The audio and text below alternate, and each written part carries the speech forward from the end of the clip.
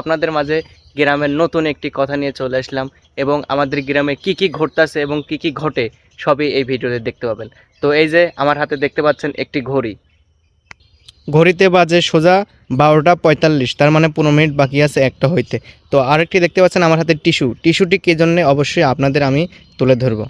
আমার হাতে টিস্যুটি রাখার কারণ কি ভাই, এই নাটোর জেলায় এত গরম, 45 ডিগ্রি সেলসিয়াস বর্তমান আমি চেক করলাম, ঠিক আছে।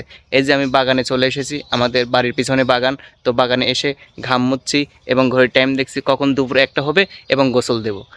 গাইস বাগানে এত গরম, তো গরমে বাড়িতে সবাই ছেলে মেয়েরা না থেকে এই যে আমার লান বাগানে চলে এসো, বাগানে চলে এসে ভালো ভালো কন্টেন্ট করো এবং ভালো ভালো ভিডিও করো এবং এনজয় নিন, ঠিক আছে। তো আমার চ্যানেলটি অবশ্যই সবাই সাবস্ক্রাইব করবেন এবং পাশে থাকবেন।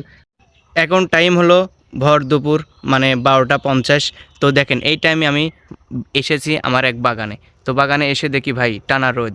তো এই যে দেখেন আমার হাতে রুমাল, খানিক পর ঘাম মুচ্ছি আর ভিডিও ধরতেছি, ঠিক আছে। তো এত ভাই রোদ।